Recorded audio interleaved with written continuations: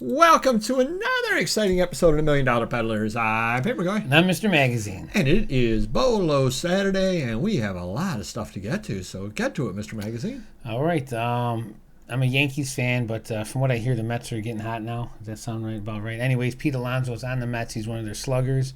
Sold a autographed Rawlings baseball, Fanatic COA for $170. Can't argue that. He's going for about the same price as Eric Jeter at this point. Well, and I was going to say, he's going for, I could buy, 6 Roger Moores? Yeah, that's yep, you got that right, bro. All right, next up, customer came in with a bunch of different Star Wars clone trooper minifigures. I mean, there must have been 300, 400, 500 of them. I bought them all in one lot. We broke them down into color coordinated clones, and this lot went for $160. Some other lots were going for $100, and you can't really argue with that. Now, where would he have gotten those from? He probably would have bought them either some sets that he was building, where you get a few in a set maybe, or he just bought them individual on eBay and had his own little, 40-year-old virgin army set in the background or something like. Now, they didn't sell those individually. Like, you couldn't go and buy a pack of 5 of them or anything. No, they might do that with like the white stormtroopers and stuff sometimes, because people do build armies on those. So some exclusives may have 5 like sendaways or something like that. But these generally might come with the ships that they drive on or something like that. You might get 2 or 3. It's so expensive to build that. Well, I mean, this is just the tip of the iceberg. I mean, there's tons of different minifigs from Star Wars that go for crazy money. Right, but I'm saying it's expensive. Because you're looking at $15 a piece on these things, and to me, they're just little pieces and they're purple. But we had orange-colored ones, and I had my lister. I go, it's not going to take you too long. Divide them up by color, match the helmets up, and sell them by a lot. I think I go, let's just go $5 a piece. I think I paid $3, so $5 or $6 a piece, and started out, and that's where they went for. So what did he do with the other sets? The rest of the sets? That's a good question. So unless he didn't buy sets, he did sell me some back every now and then, but not with this stuff recently. Makes me think he just bought them in individual lots or something. Wow. Yeah. Crazy. Do you want to play with some? I can certainly. I think I'm good. Sure? Okay. I mean, all of these sold, but I can certainly find you some more. If I have time, I'll do so. Talitha Bateman, screen-worn pink nightgown with COA. This went for $150. This is part of the Pennsylvania deal. That's very cool. A lot of this stuff had lettered certificates with it, and I don't know what movie she was in. That was what I was just going to ask, if that's worth more, if you could say it was this. Some of it came with the COAs that said that, some didn't, and then we had people asking us, hey, this is the best, what year, what episode, or what season, was this on? And obviously we can't go that crazy with some of the stuff. Which you can't blame them for asking. Yeah, right, absolutely. But, we're not lying. I mean, just, disprove it, whatever. But a lot of it did have it. And we're going to give our own COA if we don't have one with it, because we feel this stuff's legit as well. Right, where you got it from, right. And did I say the Mets are hot? You did? I did. Oh, here we go. Jacob DeGrom, whatever. Autographed jersey, size 44.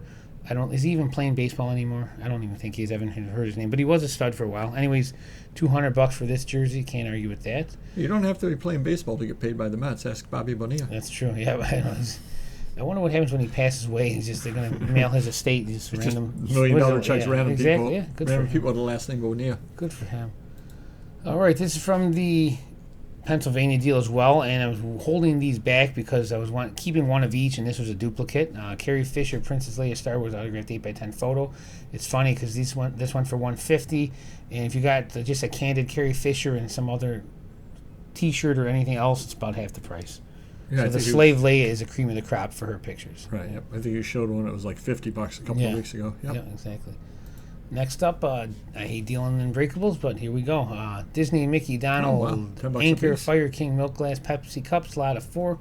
$10 a piece. Don't know the year. There must be a year on there, right? No, not really. Probably not. No. I got to be guessing 70s, right? I would think so. Yeah, late 60s, early 70s. Yeah. So, but very cool. You're probably getting for a few bucks, right? I've seen them out there, but yeah. Exactly. The only problem with picking them up is they are Disney, and people do tend to pick Disney stuff up, so you may charge a little more. You have to pay a little more for them. Yeah. And unfortunately, it's better for me to sell it in a lot, more risky, more prone to getting damaged in transit. So you definitely got to pack the crap out of these things. Next up, Goosebumps One Day at Horrorland board game, 1996, Milton Bradley. I started to not like dealing in board games because of all the problems we've had on Amazon with missing pieces, and if you look at everything you have here, I mean, Just laid out well. yeah. So for it takes a little bit of time. We did get $50, so I can't complain. I probably paid $5. This may be an $80 or $100 game on Amazon. We may have sold it. It got returned because it wasn't complete. But here you're showing them what you're getting. So you can't argue with that. We just picked up a big board game deal from the 60s, 70s, and 80s, and I told my lister too. I go, you're not gonna find many on Amazon. If you do, you better make sure it's complete. If not, put them on eBay and just show them what you got. And you are up. Yes, I am. Libby Safe Edge Glassware for the bar brochure, 1935 barware, Toledo, Ohio. Really cool looking thing right there. Literally just 3 panels, as you see. She must have got laughed at in high school. What a name, Libby Safe Edge. Right? $31. I did buy these over at Avon Flea Market. The guy who I always deal with had a pile of various things from about that age. I just made the pile. He gave me a good deal on it. I'm got pretty good sell through on it, and $20 to $30 a piece. Cannot argue with that. Definitely. French Indochina cover, 1941. Tonkin Military Authority, Young B registered. Took a $15 offer on that. Cannot argue with that. If I sold it on my site, I'd get in trouble. Young buy. You know what I'm saying? I do hear you. So pretty neat item right there. I am trying to get into first day covers. I forgot to bring an item up that I did want to mention. I did, as you know, buy all those National Geographics. Well, I did sell a National Geographic from 1925 that I've had listed since 2014. Why did it sell? Because I picked up all the newer National the 1907, 1908 ones. So somebody would saw the National Geographics and said, oh, here's another one he has, and bought it. So that's why you always want to pick up, Mr. Magazine will sell more board games that he's had listed for a while because he's listing all of these new board games. Yep. It'll drive the old. So I sold a 1925 National Geographic that's been on for 11 years because I listed a bunch of National Geographics. Not exciting to look at a National Geographic cover. No. Shoe Shine Boy. Sheet music. Connie's Hot Chocolates at 1936. $22 offer on this. Do keep an eye out. Connie's Hot Chocolates is actually an African-American play, essentially, from 1936. I think it's got Head Cab Calloway, people like that in there. Cool. You'll definitely be able to remember that name. That is a piece of sheet music. Anything with Connie's Hot Chocolates, do pick up. They do sell. You're not going to get rich, but still $20 and a piece of sheet music you pick up for $1. Exactly. Can't argue with that. So you're going through the pile, you find it. Atlas Shrugged by Ayn Rand, hardcover, 1957, first printing. Took a $200 offer on it. Wow. You have to check on these things here. You got to show multiple pictures. You got to show the points and all that kind of thing. The copyright page, you definitely want to show that, marked first printing. And indeed, that is marked first printing. And that's what, when you are listing books and you see somebody say marked first printing, that's what they mean. It specifically says first printing on it. And then you also want to show this page over here as well, title page, and so on. Do your research on other sites as to what makes up a first. They're called points. You want to always check the points and see if your version has it or not. Mine did match up for being a first, so we sold it as such. Exciting, right, Mr. Magazine? Yeah. Well, hey, I sell books from time to time. I want to know what I'm doing as well, so that's very helpful. International Bonsai Magazine, summer 1980. 2 people have these listed on eBay. Not anymore. 1 person has this one still listed on eBay. Is it me? Probably. Who else has these magazines? Yeah, I know I do. So that we cornered the market on International Bonsai. Yeah. For some reason, these are up in Rochester. I picked up a big pile. Mr. Magazine has a bunch of them. Now Mr. Magazine is the lowest priced. Person reached out to me and said, I'm interested in 19 of them. What can you do? Wow. I said, $10 a piece. They said, okay. And so they made offers of $10 a piece across 19 of them.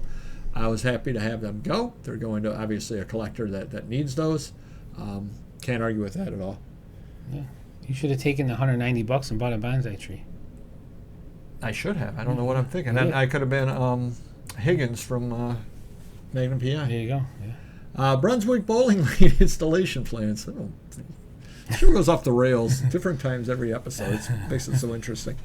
Installation plans, Centennial Series, 4600 1950s. Just an interesting item right over here. Cannot be a ton of these out there because when you think about it, who would have got these? bowling alleys. Yeah, I that's mean, it, yeah. I suppose the occasional millionaire that had a bowling alley The in his salesman house. that's like trying to sell them to bowling alleys, you know, Yeah. that's about it. Yeah. Yeah, that's so very not a cool. ton of these out there. Yeah. I did get $48 out of it, and I did list it earlier this year, so you cannot argue with that whatsoever. Yeah, cool. Pretty neat item out there. You don't tend to find these very much, and when you do, buy them because somebody's going to want them. Yeah, well, I mean, bird's eye view looks like the blueprints of the Creature Cantina from Star Wars. Maybe that's where maybe that's what the person's going to sell them as. Yeah, Say, this is exactly. what George Lucas got his idea from. Yeah, exactly. Heck. Exactly. He was a big bowler growing up. Is there any Star Wars figure named Brunswick? No. Okay, if there were, then we would have. Yeah. We almost broke the code. Yeah. All right, hit the like button if you could, and we will see you next video. Take care. Bye-bye.